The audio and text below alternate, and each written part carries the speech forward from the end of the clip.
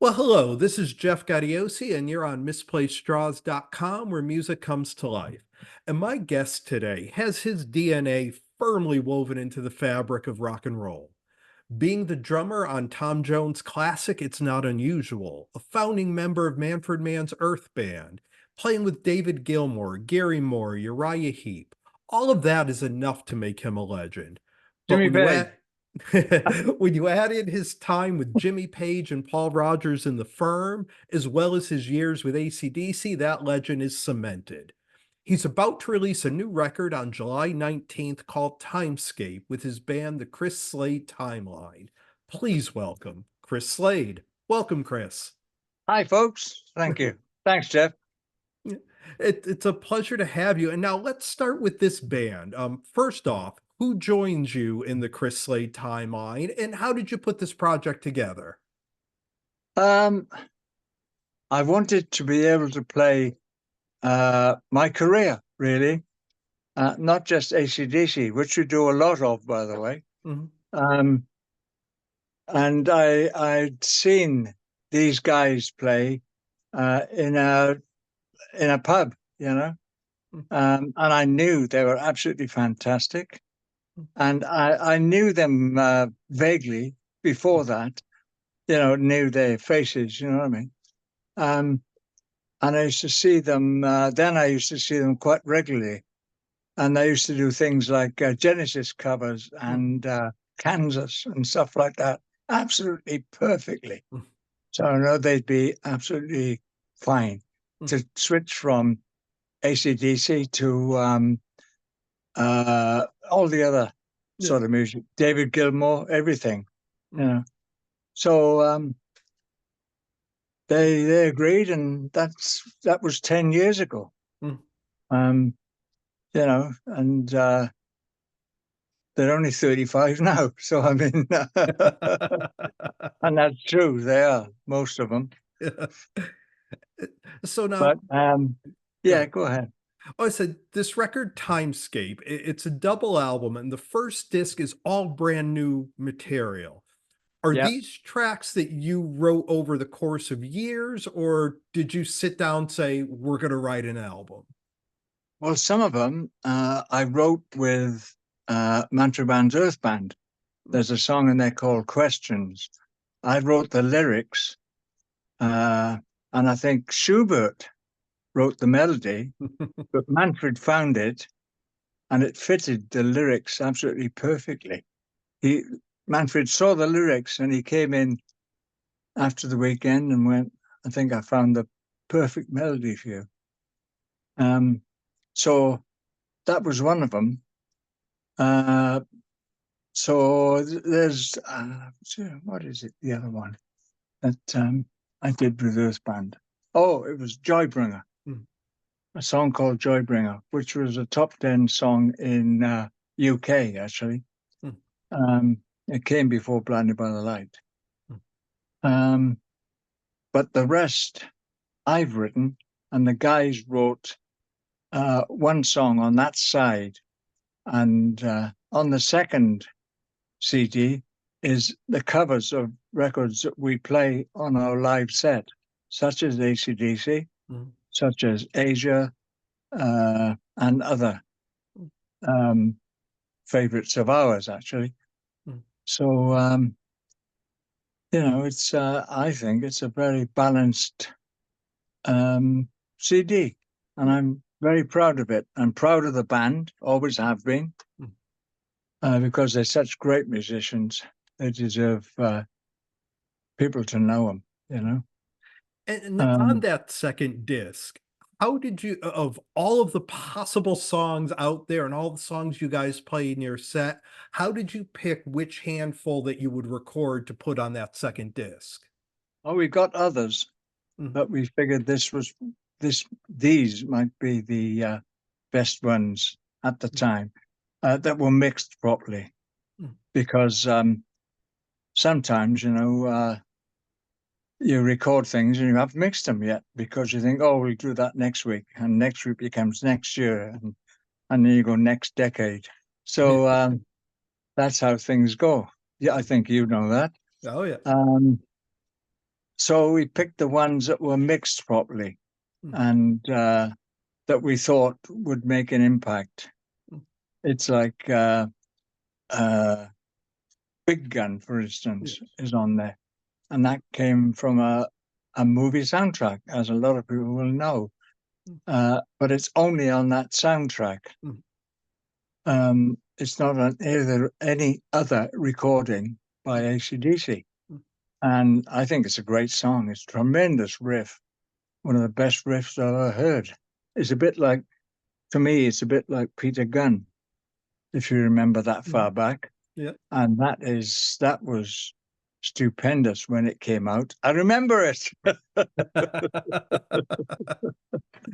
And now, speaking of that history and going that far back, I mentioned earlier in the introduction, your start really was with Tom Jones. You guys are both from Wales. How did you first meet Tom and get started with him? We both from the same village, actually, but I didn't know him. My brother went to school with him, but it wasn't through that either. My older brother, of course, I'll say that. But I was working in a shoe shop. You know, like, we haven't got that size. I'm sorry, sir. And believe it or not, I'd heard, it's a bit convoluted. I'd heard that the night before, Tommy Scott, as he was then, and the Senators had sacked their drummer the night before. And lo and behold, that was on the Thursday. And on the Friday, I know those days specifically, on the Friday, lo and behold, the guitarist of the Senators walked into my shoe shop to buy some shoes. So I was shaking because I was 16 years old. And he was like 20 odd, you know, it's a huge difference, especially back then. And I'd never, you know, been in a band except for like youth club or something, but I practiced every day.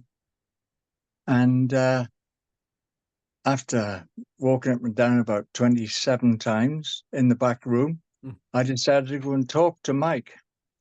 So I walked up and said very quickly, I heard you sack a drummer last night. I hear you want a drummer. I'm a drummer, and I live by Tom, which is true. He only lived about half a mile away from me. But my father knew him, actually, because they worked in the same, what we used to call back then, concert party, which was entertaining the miners and steelworkers in the area that is South Wales, or was South Wales, I should say. So Mike said to me, and it's very difficult because there were no mobile phones in those days. None. You had to go to the bottom of the road and put your pennies in the slot, in your case, 10 cents maybe, to make a phone call.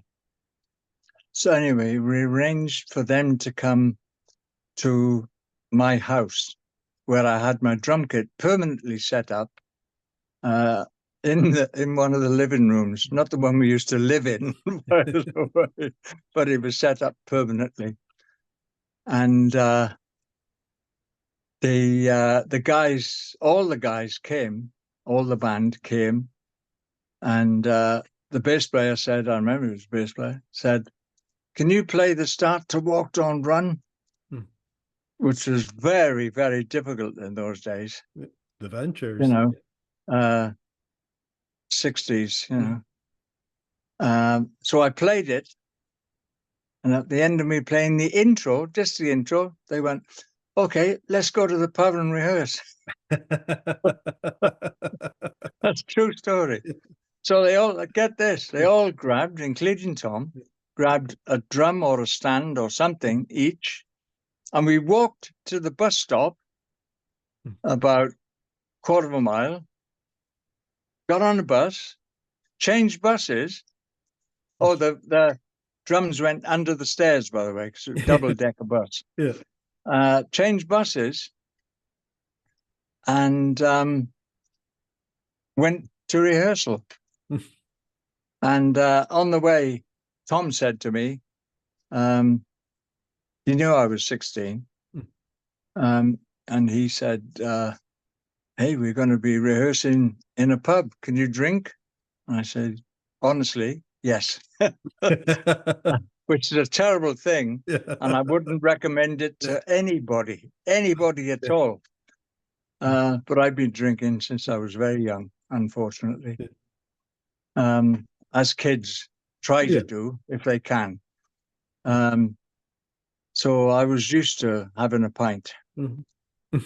I used to go into our local pub in full school uniform, carrying my satchel, just like Angus used to, carry my satchel and say, pint, please, mate. And he'd give me a pint. A schoolboy in uniform and tie and everything. Yeah, it was different back then, that's that. for sure. Different world, different world. Yeah. I wouldn't recommend it, kids. I would not recommend it. Promise you. So after Tom, Manfred Mann had already been pretty successful and had a few hits in the 60s before forming the Earth Band, which you were a founding member of. And in America, at least, you guys are best known for the cover of Springsteen's Blinded by the Light, and then also Spirit in the Night. It was such an unusual cover. I mean, it still is when you hear the original on the cover. How did the idea of doing Blinded come about? It was Manfred's idea. He came to us one day and said, I got this idea.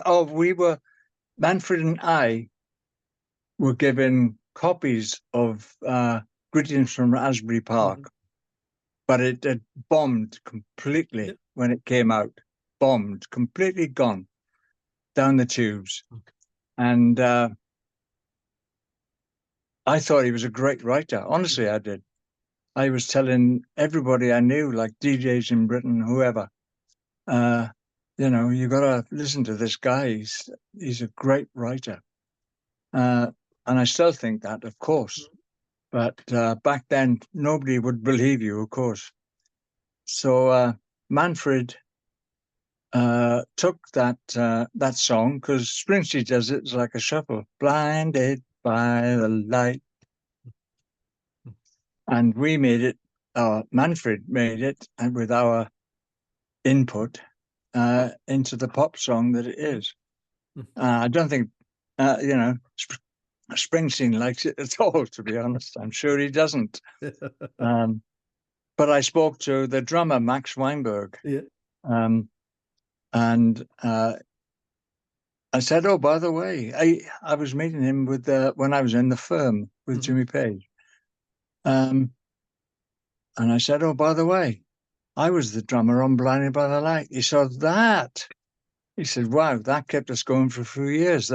Because, of course, Bruce got royalties straight away. I don't think the band were involved at all, but he could fund the band, from our recording. And it was multi-million sales all over the world. Number one all over the world. So, and they, as you said, they play it. When I go to the States, I hear it all the time on the radio. Still. Yeah. Was it, how many, 50 years? I don't know how long it is. Almost. Maybe. It was about 78, I believe. Yeah. Yeah. So, it's close to 50. And now, I can't believe it. So after leaving the Earth Band, I mean, you worked with Uriah Heep, Gary Newman, David Gilmour. And in '84, Pink Floyd was falling apart. David Gilmour had a pretty successful solo record with About Face, and that was the tour you were on. Was there pressure on that tour? Because, I mean, the media was all about Pink Floyd, but David was all about his solo career. What was it like on that tour? It was amazing.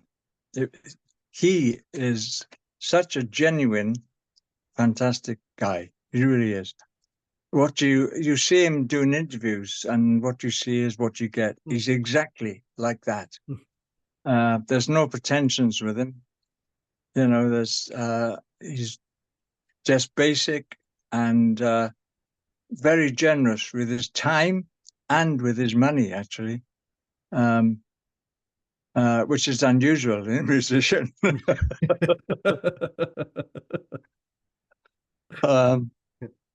But yeah, he's a great guy. I did a full year with him on a bus all over the world. So got to know him quite well, actually. But he really is genuine. Yeah, that's always good to hear. And yeah, and talking about pressure, I mean, The Firm, the return of Jimmy Page, the legendary voice of Paul Rogers. How did you first become part of that band? Oh, there's a story there too. I'm sorry to have stories. I got a call one day, just before lunch, and it's hello, ring. Hello. Of course, no mobiles, just ordinary house phones. Hello, Chris Slade here.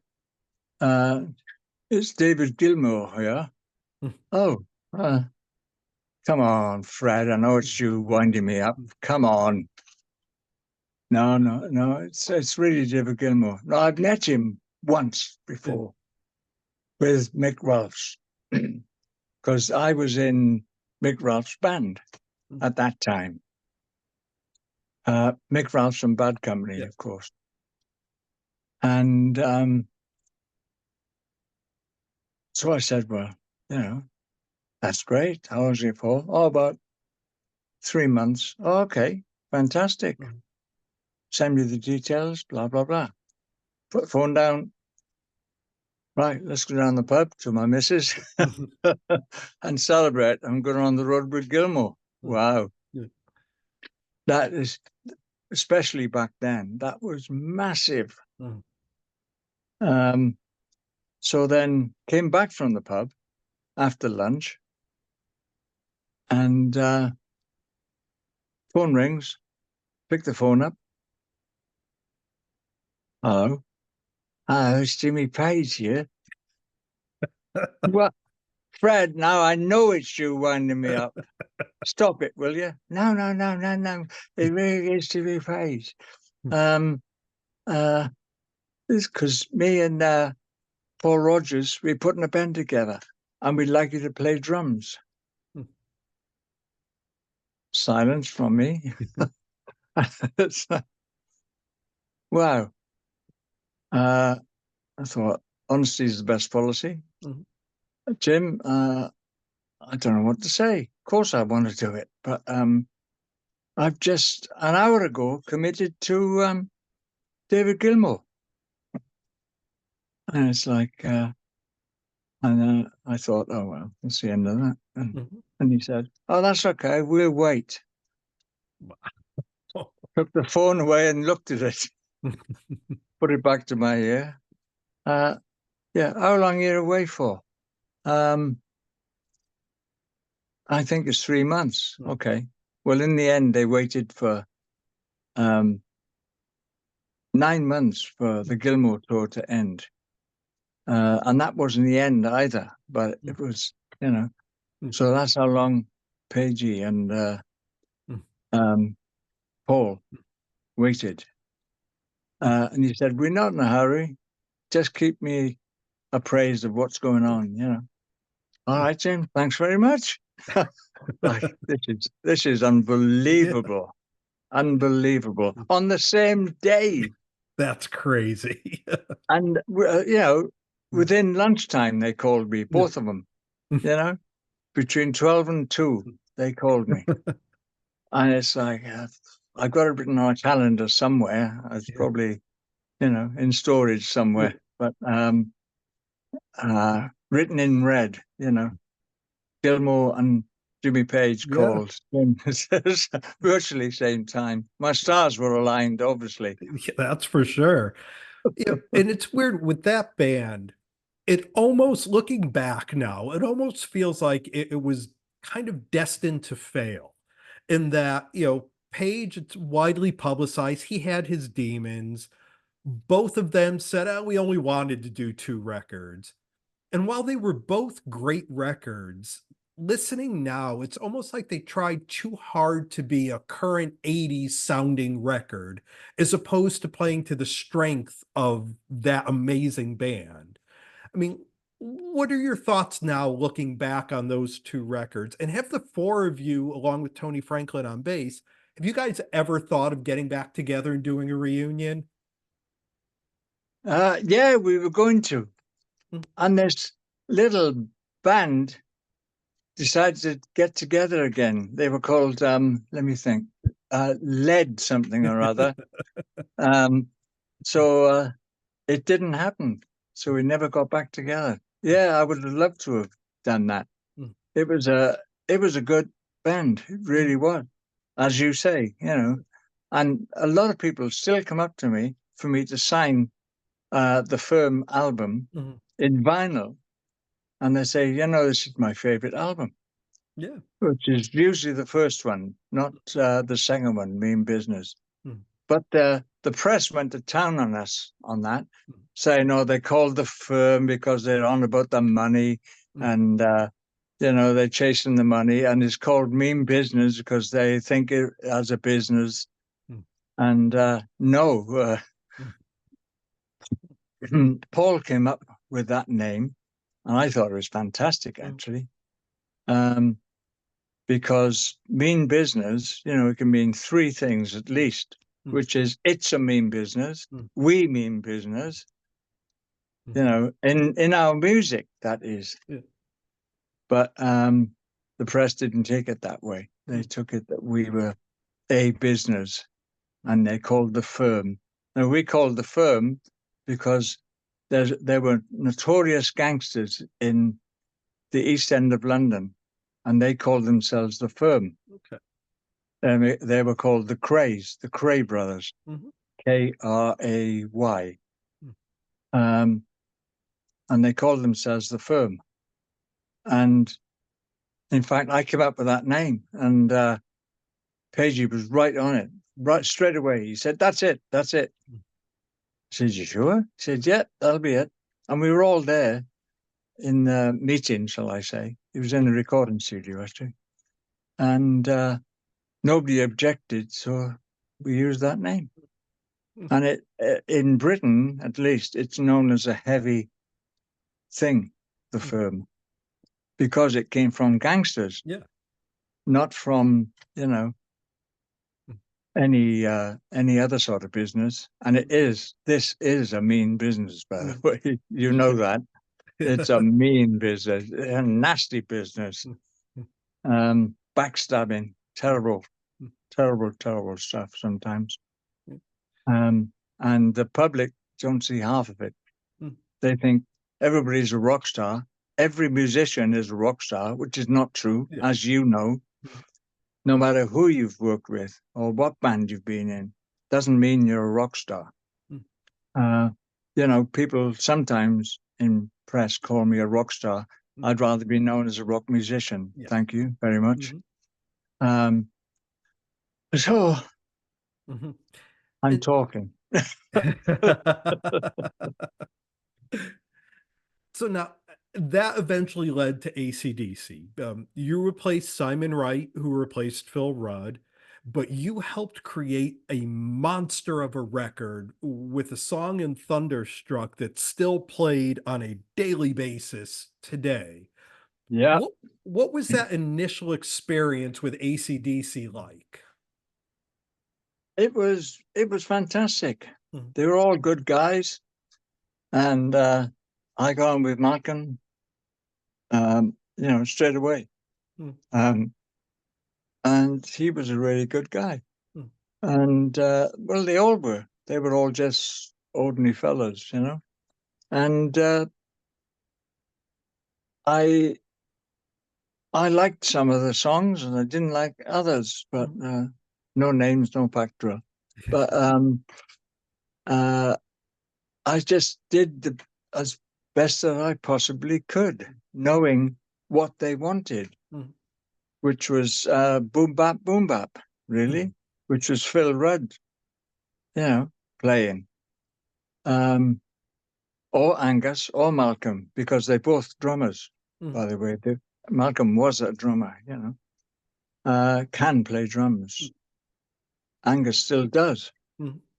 And if they do their demos, it's Angus playing drums, Really? And yes, and the drummer plays what Angus plays. It's as simple as that. And that's the brief and that's the gig, And I'm lucky that I can play AC/DC and also jazz from Tom Jones, if you like to call it jazz. Some of the things. And some of them were jazz. So I'm blessed with the fact my technique allows me to play both styles, all styles, which some people I realize can't do. Yeah. But the really good ones do. So, and I've met most of them, so I'm very pleased about that. Yeah. And then eventually Phil Rudd comes back to the band, and then many years later he has his legal issues and you jump back in for a tour. But it was a vastly different band by then. Malcolm had passed, Axl Rose is singing. What was it like coming back into something that is so familiar but yet so new?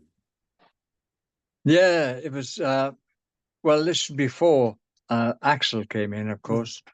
We got on the same, actually. The guys had things going on that I was not part of course, because this was, what, 40 years on or something? I don't know. You can do the maths, I can't. So it was different. Whereas before we were all on a bus or buses, and this was all private planes. They wouldn't like me saying that, by the way, but I've said it now. So they don't like to display any sort of wealth or anything like that. I think that's part of their appeal, actually. They keep their image up as being street guys, and they are. They really are. But Angus has never drunk alcohol in his life, or done any drugs. Neither have I, by the way. I've never done drugs. And it was that different. We were staying in fantastic hotels that people, myself included, can only dream about. They were amazing, just amazing hotels, the best hotels in the world. And they wouldn't like me saying that either, the guys, the management at least. So, they even tried to hide the fact that we use private planes. But of course, the fans always found out where we were landing and what was going on and what time we were going to land. And, there was always a police escort there to take us to the hotel in convoy. You can't hide a thing like that when it's a big deal. And we were playing to 80,000 people every single night, sometimes 120, 150, depends on the stadium, of course. But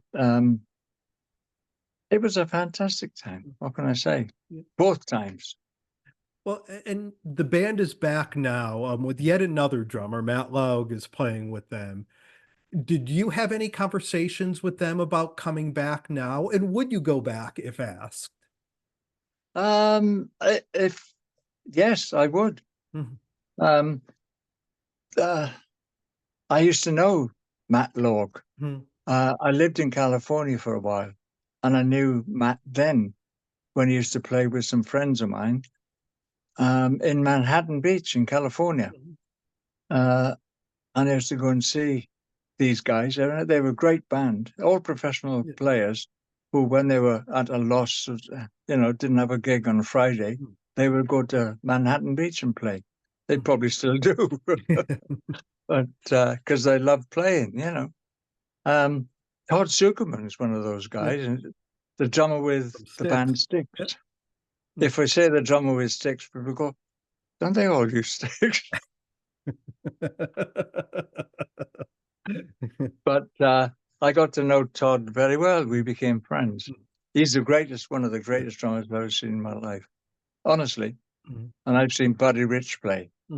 But you see, and he plays great with Styx, but he's playing to a script, which he writes. He writes the script, but he's playing to a script. When you see him in a bar, there's no script. He's off the wall, and he'll play 6 things at the same time.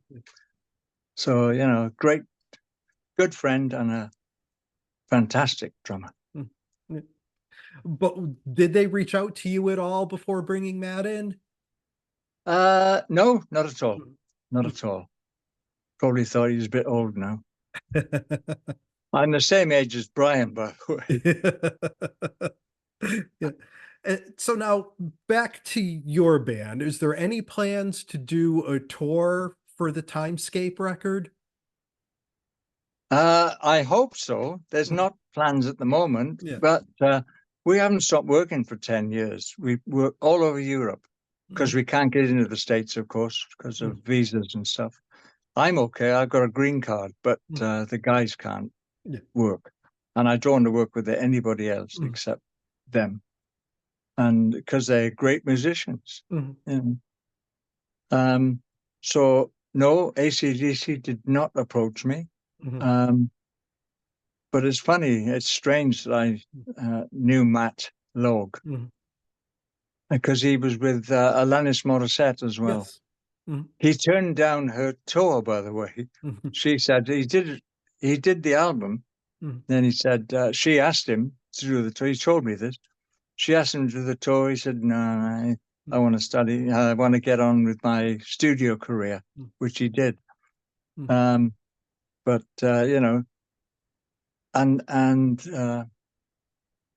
he regrets that. Of course he does.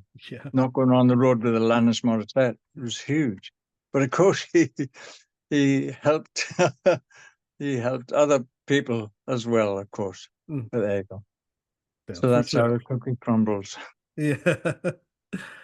Well, we've been spending some time here with Chris Slade. His band is called the Chris Slade Timeline. The record is Timescape. It's a great listen. 1 disc of newly recorded material, a 2nd disc of newly recorded versions of songs that you helped make famous and played throughout your career. It's out everywhere July 19th. And Chris, I can't thank you enough for taking the time to do this. It's been an absolute pleasure talking with you. Not at all. Let's do a bit of editing, though, won't you? So, but it's been a pleasure. Thank you, Jeff. And best of luck with the record. Yeah, thank you very much. Brave Words Records. Thank you.